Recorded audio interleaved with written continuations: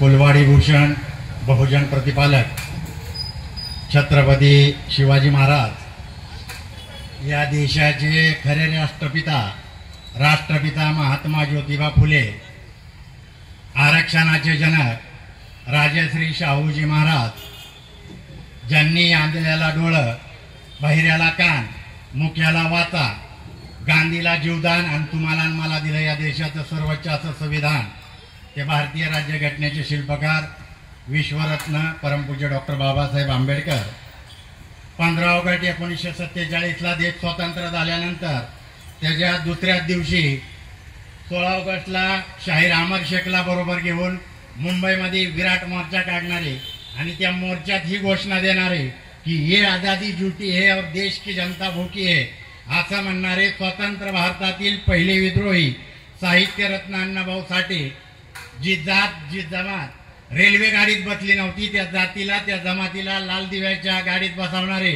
वर्तमान युगातील महापुरुष BSP बामसेफचे संस्थापक मान्यवर बहुजन नायक कांशीरामजी, माता जिजाऊ, माता रमाई, माता सावित्री, माता अहिल्यादेवी होळकर या सर्व बहुजन महापुरुषांना प्रथमतः त्रिवार अभिवादन करतो। आणि मी प्रथमतः प्रवीणदादा गायकवाड यांच्यावरती जो भ्याड हल्ला झाला त्याचा जाहीर असा निषेध करतो। आता हा हल्ला काय पहिल्यांदा झाला नाही साहेब। फुल्यांची पगडी, अरे फुल्यांची घोंगडी, पगडी पाहून भटाचं वर्तुळ हसलं, त्या बामणाचं वर्तुळ हसलं, पण शाहू राजांना फुल्यांच्या पगडीत विद्येचं गाठोड दिसलं। अरे शाहू राजांना फुल्यांच्या पगडीत विद्येचं गाठोड दिसलं। मारवाडा मांगवाडा गाठलाय त्यानं, अरे मारवाडा मांगवाडा गाठलाय त्यानं, आणि विद्येचा प्रसाद वाटलाय त्यानं। ज्यावेळी हंटर आयोग आपल्या देशात आलता, राऊंड टेबल कॉन्फरन्सला महात्मा फुले फत्ते कपडे घालून हंटर आयोगासमोर गेले, त्यावेळी तिथे शाहू महाराज बी होते, मग त्या राऊंड टेबलला ब्राह्मण बी होते। महात्मा फुलेंचा हा पायराव घोंगडी पगडी बघून, मळके कपडे बघून ते हसायला लागली। शाहू महाराजांना तिथं काय दिसलं ते सांगितलं। हा हल्ला महात्मा फुलेंवर बी झालाय, गौतम बुद्धांवर बी झालाय, शाहू महाराजांवर झाला, बाबासाहेबांवर केलं, सगळ्या महापुरुषांवरती असं हे ह्या पद्धतीनं झालेलं आहे। आता हे कधीपासून वाढायला लागलं तर 2014 पासून वाढायला लागलं। का वाढलंय त्याचं कारण मी आता तुम्हाला इथं बघायचंय का, इथं सातव कोण आहे ते हात वर करा बरं, आहेत का? तावरे आहेत का? हात वर करा की तावरे नाही। देशमुख आहेत का? देशमुख आहे। तुम्ही अमोल काटे सारखं ओरिजिनल आहे। मला वाटलं भाई तर असेल। ही वाढायला लागली नाही, तुमच्यामुळे वाढायला लागली, तुमच्यामुळे वाढायला लागलेत। आता म्हणतात संभाजी नाव एकेरी होत। मी 15 वर्षाचा असेल, 15 इथं ती दुर्गा दौड निघायची, शिवजयंती निघायची, म्हणजे सुनील अण्णा शिंदेला तुम्ही विचारू शकता। दुर्गा दौड निघायची, सातव बी असायचे त्या दुर्गा दौडीत, आणि घोषणा काय द्यायची, खरं असेल तरच हात वर करा, शिवा की जय बोलो, संभा की जय बोलो। कोण घोषणा द्यायचं, कोण द्यायचं? आणि मग तवा कोडे जाऊन यांना कळालं नाही बघ तुम्हाला, तवाच म्हणत होता की ती एकेरी झालं, एकेरी काय झालं ती झालं। त्यावेळेस गाणं काय लिहिलं, जीवा शिवाची बैल जोड। आता आगरकराची आगरकरण टिळकाची बैल जोड होऊ शकत नाही, जीवा शिवाची बैल जोड गाणं लिहिलंय। त्या गाणं लिहिणाराने ती गाणं लिहायला पाहिजे होतं, काय लिहायला पाहिजे होतं, टिळक आगरकराची बैल जोड, बोकडाची जोड लिहिलं असतं तरी चाललं असतं, तेव्हाच थांबवायचं होतं, पण हे वाढत गेलं आणि आपल्याकडनं वाढलंय साहेब। म्हणजे आता तुम्ही तुम्ही ज्यावेळेस इथं SP होता ना त्यावेळेस तुम्ही ही मोहल्ला कमिटी बनवली होती आणि पोलीस स्टेशनचा पहिला संबंध त्याच वेळेस माझा आला. आम्हाला ते सर्टिफिकेट दिलं, हा मेंबर केलं आणि आमचं काम सुरू होतं. आता काल ही ज्या अक्कलकोट मध्ये झालं त्यांनी काळं लावलंय. तर आता जर फुले शाहू आंबेडकर विचारधारेचे साहेब हे जर असते, दादांसाहेब असते, तर तुम्हालाच बढावा दिला असता. त्यांनी तुम्हाला दिला असता, तुमच्यासारख्या माणसालाच पुढे केलं असतं. त्यांनी पुढे बघा की कोणाकोणाला केलंय. त्यांनी नाही पुढे केलं आपली लोक. मी काय त्यांच्या विरोधात बोलत नाही, पण विचारधारेला तुमच्याकडनं बळ मिळालं पाहिजे. तुम्ही राजसत्तेत आहे आणि सत्ता जाणार आहे ना. संभाळा नाहीत नाही का गेलं. माझ्या भाषणाच्या अगोदर ती जाणार होतं, मला माहित होतं. ते आपलं दाखवायला आलं. जर काळूराम चौधरी हजर नसताना काळं लावलं, मी नव्हतोच. तुम्ही दोघं तर आहे इथं. या अभिजित चव्हाण बी इथं आहे आणि अमोल काटे पण इथंच आहे. मी नव्हतोच. त्या उमेदवाराला सांभाळण्याने कार्यक्रम केला, सांभाळण्याने केला तो कार्यक्रम सगळा. आणि मग आता आमच्या फुले शाहू आंबेडकरांच्या विचारधारेला मानणाऱ्या कार्यकर्त्यांनी त्या उमेदवाराचा कार्यक्रम केला, त्याला काळं लावलं. मी नव्हतो. मी इथून तिकडे गोव्याला होतो.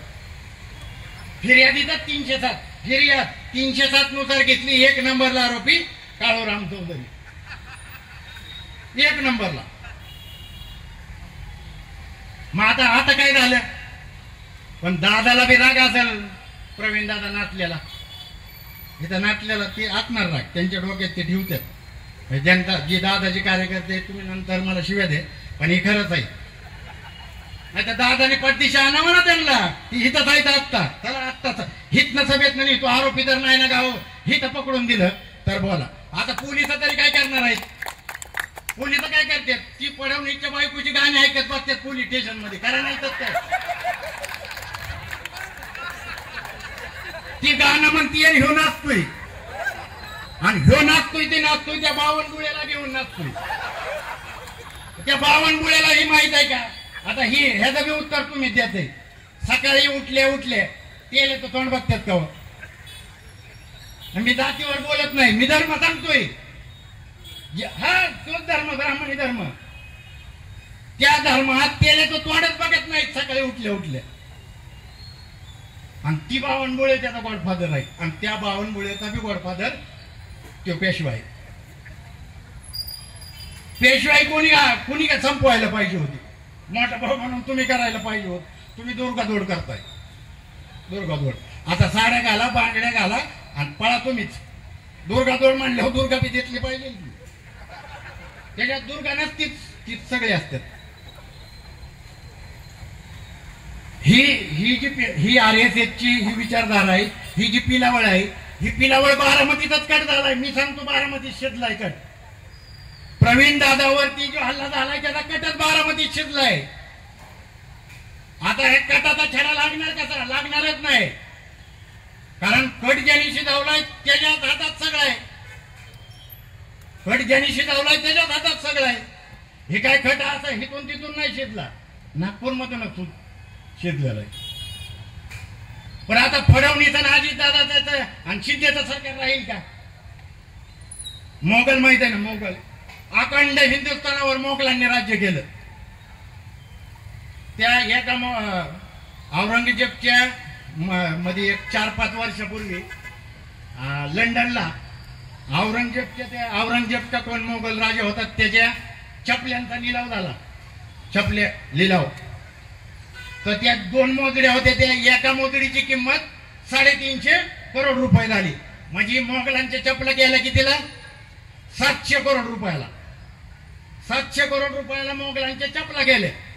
ज्या मोगलांचं अखंड हिंदुस्थानावर राज्य होतं त्या मोगलांची वंशज आज 1400 रुपये पेन्शनीवर जगतात. फडवणीच्या नादाला लागून शिंदे पवार तुमचं बी काय खरं राहिलेलं नाही आणि तुमचं बी टिकणार नाही. तुम्ही 10,000 वाटा नाही तर 25,000 वाटा. जोपर्यंत हे बारामतीला जेव्हा कळेल का नाही बारामतीकरांना की आपण बाबासाहेबांनी लेकरं मारून जो मताचा अधिकार दिलाय आणि बाबासाहेब ज्याला म्हणत होतं की जो मत विकतो तो आपली आई बहीण बायको विकतो, जेव्हा विकणाऱ्याला कळेल की मी माझी आई बहीण आणि बायको विकतोय तेव्हा तो बंद होईल ना. जो मत विकायचा बंदच होईल. बरं ह्यांचा दुसरा जीव कशात आहे? ईव्हीएम मध्ये. ह्या सगळ्या ह्यांचीला ह्यावेळी ग्रामपंचायतला निवडून येणार नाही, त्यांची लोकसंख्या नाही तेवढी आहे काय, काहीच नाही. पण ही खोटा धर्म सांगतात, खोटा. मध्ये त्या भीमा कोरेगावच्या वेळेस मराठा आणि मराठेतर पोरांना गोळा करून भिडेने काय सांगितलं, ही भीमा कोरेगावचा सगळा इतिहास खोटा आहे आणि ही लढाईच मराठ्यांच्या विरोधात आहे. ही लढाई मराठ्यांच्या विरोधात आहे. मग आता या सगळ्या मराठ्यांना महाराष्ट्रातल्या ओबीसीत घ्या म्हणून आंदोलन चाललंय. मग आता नवीन मागणी करू आपण, तुम्ही पेशवे बनवा मराठ्यांना, द्या की त्यांच्या हातात मग. परंतु ही जी व्यवस्था आहे ही व्यवस्था बुद्धांपासून आलेली आहे. बुद्धांच्या नंतर प्रतिक्रांती झाली आणि बुद्धांच्या नंतर प्रतिक्रांती होऊन या देशातली मूलनिवासी लोकांची बहुजन समाजाची राजवट संपवण्यात आली. म्हणून तर आपली घोषणा आहे, म्हणून तर संभाजी ब्रिगेड घोषणा काय देतं, तुमचं माझं नातं काय, जय जिजाऊ जय शिवराय. आणि ही जी ऋणानुबंध आहे किंवा ही जो भाईचारा आहे, ह्या भाईचारा 14 पासून संपवायला सुरुवात केली.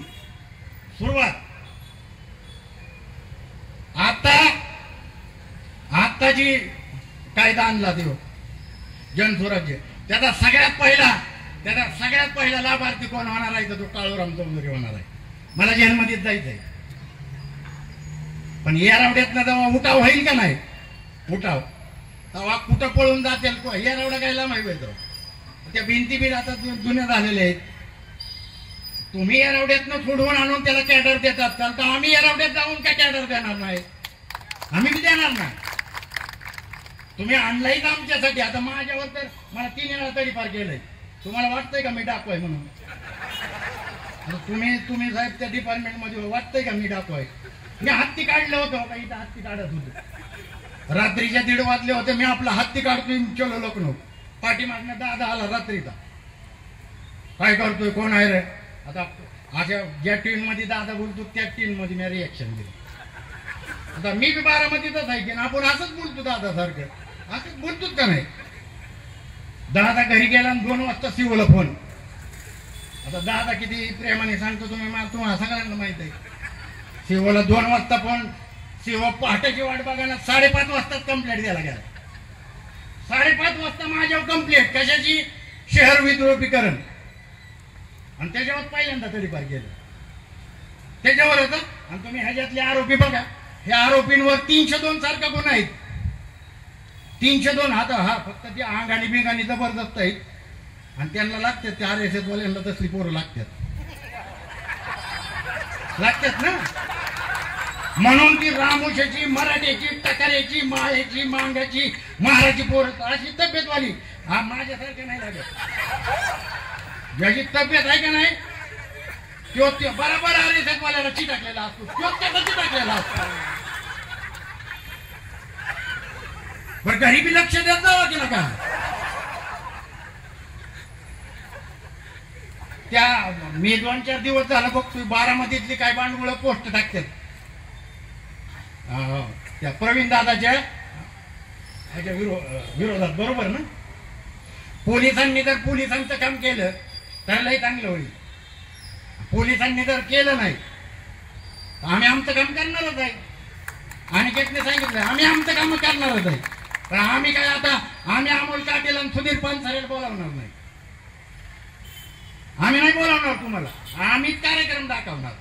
पिक्चर चालू बी आम्हीच करणार आणि शेवट बी आम्हीच करणार.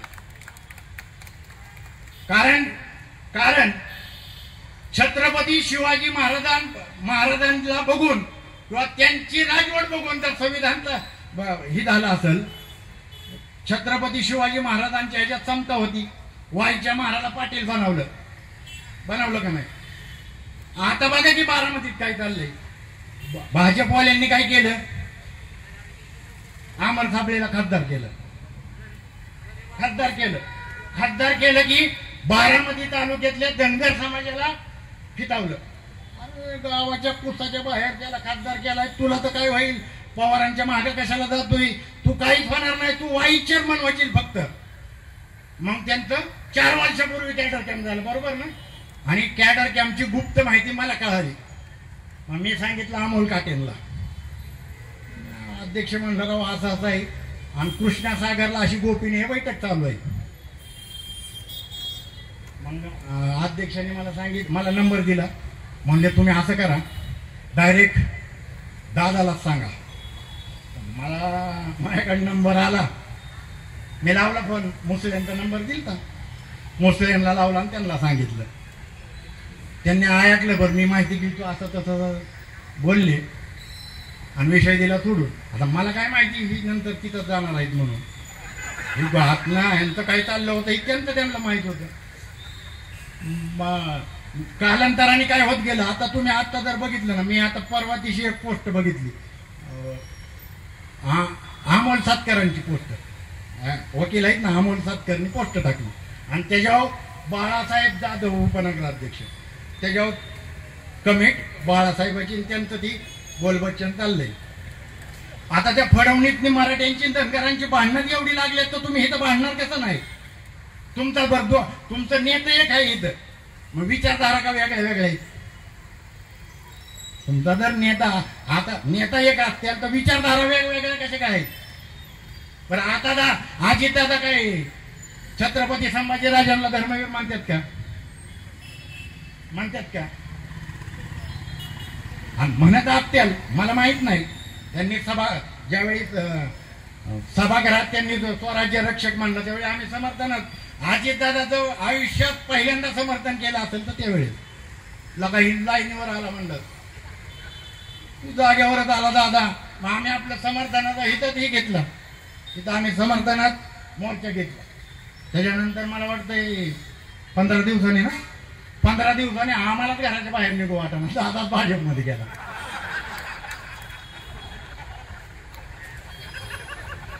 आणि मग नुकती चर्चा. पण आता त्या एका घरात 2 घरात आली का नाही? पवार साहेब वेगळं झालं, दादा वेगळा झाला. दादाकडे गेली, पवार साहेबाकडे गेली. आता पवार साहेबांच्या इकडे अजून राडा झालाय. त्या पवार साहेबांच्या ह्याच्यात बी 2-3 झाले. एकदम रोहित दादाकडे गेला, एकदम योगेंद्र पवारकडे गेला. असं आहे, आज चाललंय. पुढे तुम्हाला तिला अवघड होणार आहे म्हणून सांगतोय. हा ती जाहीरपणे नाही ती आम्ही योगेंद्रचं नाही, मग कोणाचं? आम्ही रोहित दादाचा. आणि मग विचारधारा नाही, मग कुठं जाणार? दुलका जोडला. हिकडली बी आणि हिकडली बी तिथंच आहेत. हिथं जेवढे आहेत पाटील, वकील साहेब, वकिलांचं तर मला एवढं म्हणजे सचिन वाघ यांचा एवढा हे वाटतो. मी तसा बघतोय तसा एकाच विचारधारेवर आहे, एकाच वकील आणि एकच वकील आहे. आमच्या वकिलाने आई घातली होती तर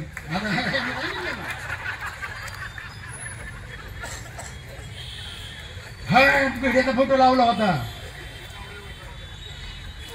पण ही वकील तिथंच आहे. ह्या नाही मी अंधारात मला नाही बघितलं तरी चालत, मी दिवसा दिसत नाही काय बघताय. तर ही जी व्यवस्था आहे, ही व्यवस्था आपल्याला विचाराने थांबवावी लागेल. विचाराने थांबवायची म्हणजे सरकार बी विचारधारेवरच पाहिजे. नाही तर लगेच हितनं उठला आता तुमच्या गप्पा काय मायावती बीटी माहिती, इकडं अख्खं खानदान बी आरे येत पाहिजे. अख्खं खानदान आरे प्रकाश आंबेडकर बीटी. मग तुम्हाला आंबेडकर चळवळीतलंच नेते बीटी वाटतात. आम्ही पाठीमागे सांगितलं होतं की पवार कुटुंबियाबद्दल आमचं काही असं ह्याचं सत्तेचं भांडण नाही. म्हणजे आमचा वाद जे आहे ती विचारधारेत आहे. म्हणजे पवार साहेबांनी गदी मामा करायच्या वेळेस अण्णाभाऊ साठे सभागृह केलं असतं तर आम्ही म्हणलं, तिथं गदिमा केलं. आणि त्या गदिमांनी काय केलं हे दुसरा विषय आहे, मी नंतर सांगेन. हाय पहिलं तुम्ही मराठी पिक्चर बघितलं पहिलं, त्याच्यात खून करणारा, मारामाऱ्या करणारा, बलात्कार करणारा पाटीलला दाखवायचा आणि एक बी पाटील त्याच्या विरोधात बोलत नव्हता. तुम्ही कुठलं जुनं पिक्चर बघा, त्याच्यात पाटीलच दाखवतात. आता ती त्यावेळेसच सुरू झालं. ऍक्च्युली खरं म्हणजे त्याच वेळेस ह्याला अटकाव झाला पाहिजे होता, परंतु झाला नाही. हिथून पुढं तुम्हाला मलाही करावं लागेल. उद्या प्रवीण दादावरती त्यांनी हे केलं. ऍक्च्युली त्यांचा म्हणजे मला जी माहिती कळाली, त्या बारामतीतली कोण जे आहेत का नाही त्यांचा म्हणजे कट अमोल काटेंवर आहे. जी RSS BJP आणि त्या भिड्याची जी तोडावलं देत ना, त्यांनी अमोल काटे देशमुख नंतर आहे. अमोल काटे शाळेत असल्यापासून आमराईत आहे, त्याच्यामुळे तो अतुल काटे नंतर येईल. आमच्या तावडीत गावला का नाही आमचा, आम्ही तोंड तर काळ करू पण मुळीयात पिवळं निळ करू. तुम्ही गावात आम्हाला, तुम्ही फक्त गावलाच पाहिजे. मी आज सकाळी त्या जी कोण RSS ची काम घेतात मला माहित आहे RSS ची, मी त्यांची नावं घेणार नाही, इथं नावं सांगणार नाही, पण चांगली लोक आहेत ती. म्हणजे बारामतीकरांना आपल्याला दिसायला चांगले आहेत. आता RSS मध्ये एक म्हणल्यावर चांगली, हा पण ती अशी दिसतं ना, म्हणजे जाहिरात दादासारखी जाहिरात आहे त्यांची, चांगलं दिसायची. तर त्या लोकांना आजच सांगितलं की मला असं कळालंय की ह्यो कट हितच झालाय आणि तुमचा अजून एक कट आहे की अमोल काटेवर बी तुमचा डोळा आहे. मी त्या प्रतिष्ठित लोक आहेत इथली, मोठी पैशा पाण्याने बी गबर आहे, त्यांना स्पष्ट सांगितलेलं आहे, अमोल काटेची गाडी जरी कुठं अडवली किंवा गाडीला जरी काळं झेंडा दाखवलं, बारामतीतनं तुमची गरज आहेत का नाही तुम्हाला हलवावी लागते. तुम्हाला एकतर नागपूरला जावं लागेल, नागपूरला नाही तर गुजरातमध्ये जावं लागेल. महाराष्ट्रात नाही राहू देणार. महाराष्ट्रात का राहू देणार नाही? तर महाराष्ट्र फुले शाहू आंबेडकर छत्रपती शिवाजी महाराजांचा महाराष्ट्र आहे, टिळकाचा नाही. टिळकाने आपल्याला लय फसवलंय. 32 मन कोण येतात बिडेने आत्ता काढलंय. टिळकाने तेव्हा पैसे गोळा केलं, पैसे गोळा केलं. 32 मन कोण येतं सिंहासन.